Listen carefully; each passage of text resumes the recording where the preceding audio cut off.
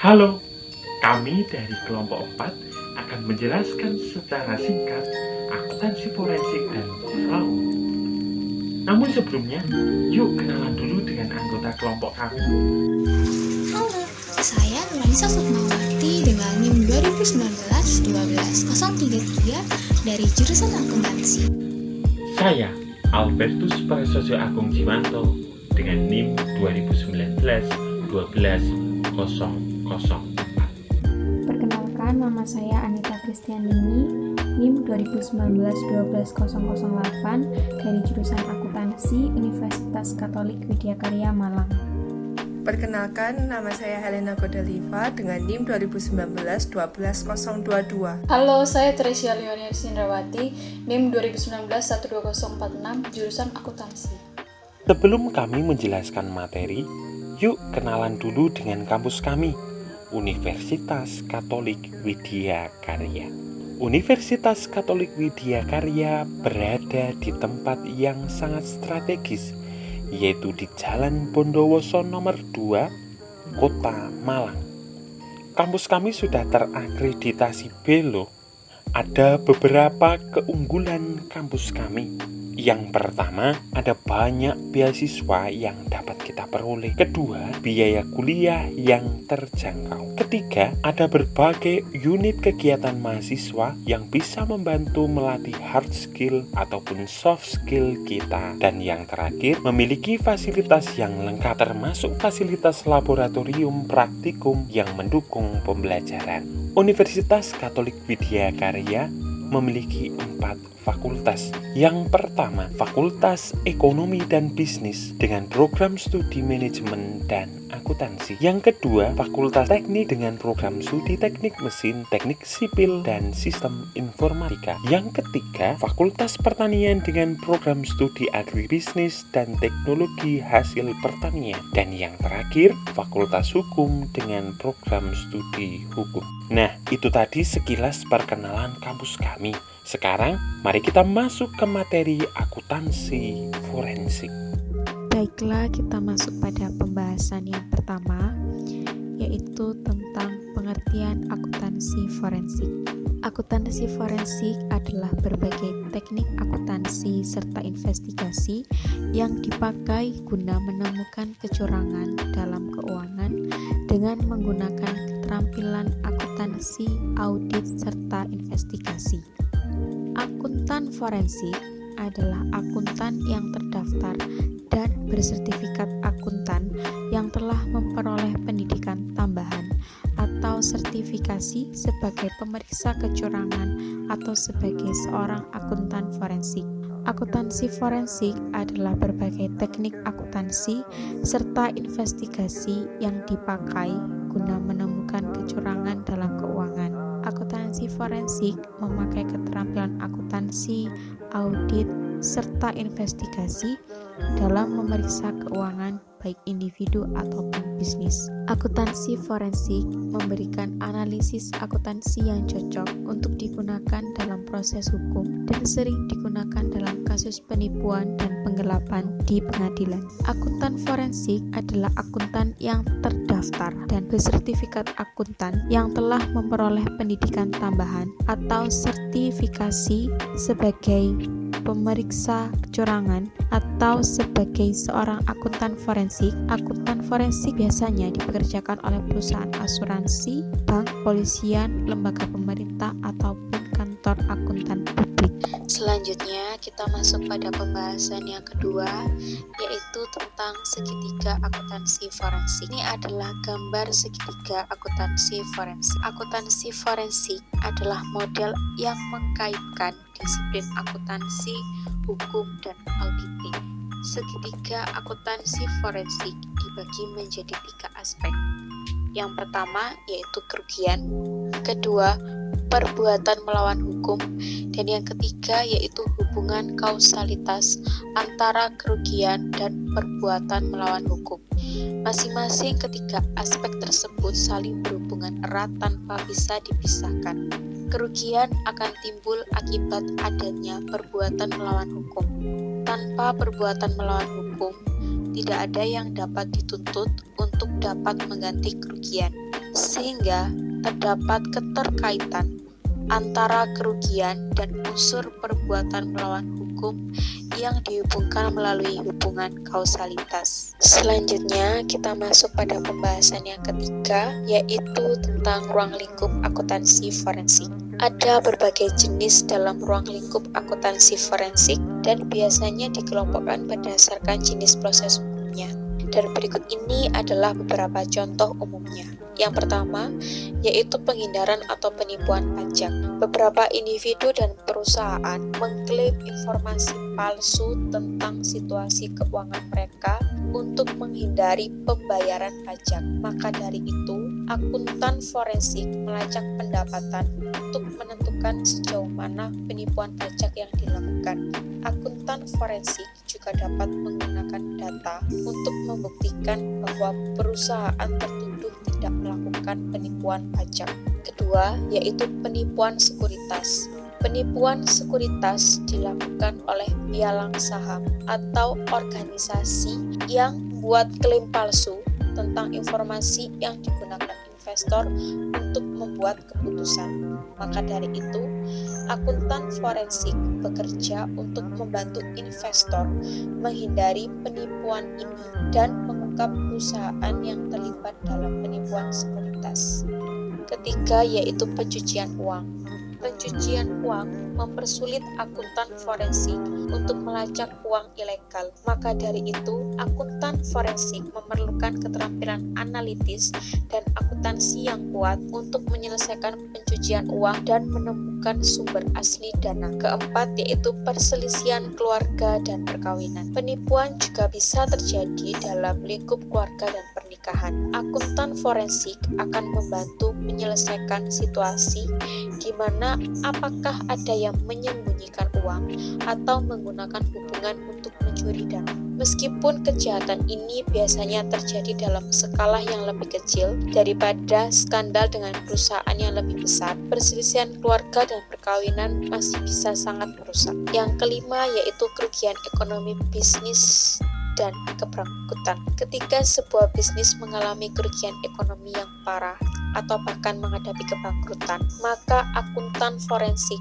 dapat memainkan peran dalam proses pemulihan. Terkadang akuntan forensik menemukan bukti penipuan yang dapat membantu bisnis pulih kembali. Dan keenam, yaitu aset tersembunyi atau disalahgunakan.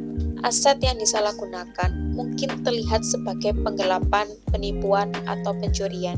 Selain itu, aset juga dapat disembunyikan oleh individu atau perusahaan dengan sengaja meninggalkannya dari neraca agar tidak dimiliki oleh individu atau entitas lain. Akuntan forensik bertugas untuk mengungkap ketidaksesuaian ini dan membuat individu atau perusahaan bertanggung jawab atas keuangan mereka. Dan yang terakhir, yaitu klaim asuransi. Klaim asuransi palsu adalah cara umum bagi individu untuk mendapatkan keuntungan dari kebohongan yang melibatkan perlindungan atas aset mereka. Contohnya, klaim palsu pencurian atau kebakaran rumah. Maka, akuntan forensik akan dengan hati-hati melihat fakta seputar klaim ini untuk menentukan validitasnya. Akuntansi forensik memiliki tugas untuk memberikan pendapat hukum di dalam pengadilan atau litigation dan juga berperan dalam bidang hukum di luar pengadilan. Tugas akuntansi dibagi menjadi dua bagian, yaitu jasa penyidikan atau investigative service. Akuntansi forensik akan mengarahkan pemeriksaan penipuan atau auditor penipuan. Maka dari itu, akuntansi forensik menguasai pengetahuan akuntansi untuk mendeteksi, mencegah, mengendalikan penipuan dan misinterpretasi. Yang kedua, jasa litigasi atau litigation service. Akuntansi forensik memiliki tugas menyelesaikan jasa litigasi. Tugas utamanya adalah mengidentifikasi kesaksian dari pemeriksa penipuan dan memecahkan isu-isu evaluasi, sehingga tim audit harus menjalani pelatihan dan diberitahu mengenai pentingnya prosedur akuntansi forensik di dalam praktek audit, kebutuhan akan adanya spesifikasi forensik untuk membantu memecahkan masalah.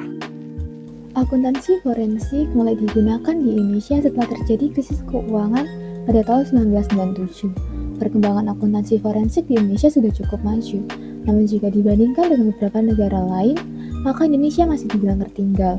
Australia saat ini sedang menyusun standar akuntansi forensik, sedangkan Kanada dan Amerika Serikat sudah memiliki standar yang baku, sedangkan Indonesia sama sekali belum memiliki standar yang memadai.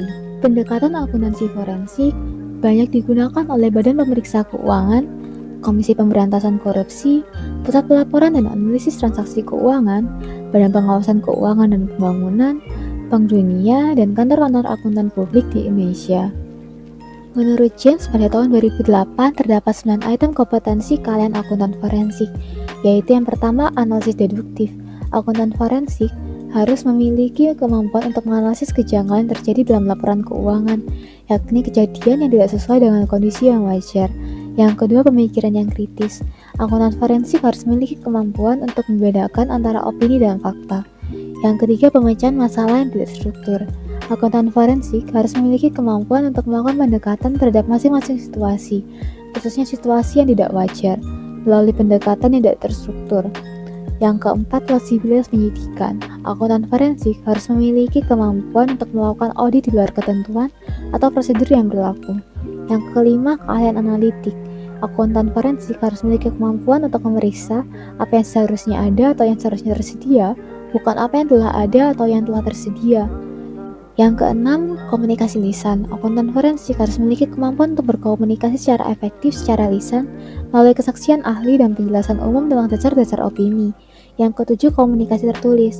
Akuntansi forensik harus memiliki kemampuan untuk berkomunikasi secara efektif dengan tulisan melalui laporan, bagan, gambar, dan jadwal tentang dasar-dasar opini. Yang terakhir, composure. Akuntansi forensik harus memiliki kemampuan untuk menjaga sikap untuk tetap tenang meskipun dalam situasi tertekan. Bila diibaratkan, akuntan internal adalah polisi, auditor adalah petugas patroli, dan akuntan forensik adalah seorang detektif. Tugas utama dari akuntan di perusahaan adalah mencatat dan menjaga kelancaran arus keuangan perusahaannya. Sedangkan auditor bertugas seperti petugas patroli yang melakukan inspeksi dan pengecekan rutin atas area berdasarkan pengalaman mereka sebelumnya. Sedangkan akuntan forensik melakukan inspeksi dan pengecekan yang lebih terperinci dan sesama dibandingkan dengan petugas patroli. Selanjutnya, kami akan menjelaskan secara singkat mengenai fraud. Berikut penjelasannya. Fraud atau bahasa Indonesia yang berarti kecurangan merupakan perbuatan atau tindakan yang direncanakan oleh individu atau kelompok dengan maksud untuk memperoleh keuntungan bagi diri sendiri dengan cara tidak benar sehingga menimbulkan kerugian bagi pihak lain. Fraud diklasifikasikan menjadi 3, yaitu yang pertama, korupsi. Korupsi adalah tindakan kecurangan seperti penyuapan, pengambilan secara paksa, permainan dalam tender, dan lain-lain. Kedua, pengambilan aset secara ilegal. Pengambilan aset secara ilegal adalah tindakan yang mengambil aset secara tidak sah atau tidak sesuai dengan hukum yang berlaku. Pengambilan aset secara ilegal terdiri dari 3 hal, yakni skimming atau penjarahan, laping atau pencurian, cheating atau penggelapan dana. Yang terakhir yaitu kecurangan laporan keuangan. Kecurangan laporan keuangan adalah tindakan yang memanipulasi laporan keuangan, seperti melaporkan pendapatan yang lebih tinggi dari kondisi sebenarnya atau memasukkan data keuangan. Ada faktor penyebab terjadinya fraud, yaitu yang pertama, tekanan atau pressure. Situasi atau kondisi di mana seseorang memiliki keyakinan di bawah tekanan bahwa ia perlu melakukan fraud. Bahkan, jenis kecurangan yang terjadi tidak hanya sekedar penyelewengan dana, tetapi hingga bebas memakai aset perusahaan, bahkan merilis pernyataan palsu. Kedua, peluang atau opportunity. Kondisi di mana seseorang melihat kesempatan untuk melakukan fraud. Kesempatan atau peluang muncul lantaran pengontrolan keuangan di dalam sebuah perusahaan sangat lemah. Namun, bisa juga terjadi ketika pemegang kekuasaan dalam hal finance justru menyalahgunakan wewenang dan terbiasa menipu laporan keuangan. Peluang yang terbuka terus-menerus membuat jumlah fraud yang dilakukan makin besar dan akhirnya perusahaan bangkrut. Ketiga, pembenaran atau rationalis. Pemikiran yang membuat seseorang berpikir bahwa melakukan fraud tersebut benar apa adanya. Seseorang yang memiliki jabatan tinggi biasanya melakukan kecurangan. karena menganggap semua masalah perusahaan bisa diselesaikan dengan membayar. Hal ini yang menyebabkan terjadinya kecurangan dalam perusahaan. Orang yang seperti ini biasanya melakukan karena sudah terbiasa dan menganggap hal seperti itu dibenarkan. Berdasarkan faktor-faktor dan banyak pengaruh fraud, dapat disimpulkan bahwa fraud atau kecurangan merupakan perbuatan atau tindakan yang direncanakan oleh individu atau kelompok dengan maksud untuk memperoleh keuntungan bagi diri sendiri dengan cara tidak benar, sehingga menimbulkan kerugian bagi pihak lain. Dalam menjalankan upaya penyelidikan tindak pidana korupsi di Indonesia, KPK dan para penegak hukum dibantu akuntansi forensik yang menjalankan fungsi audit investigatif untuk menemukan dan mendeteksi adanya kerugian negara.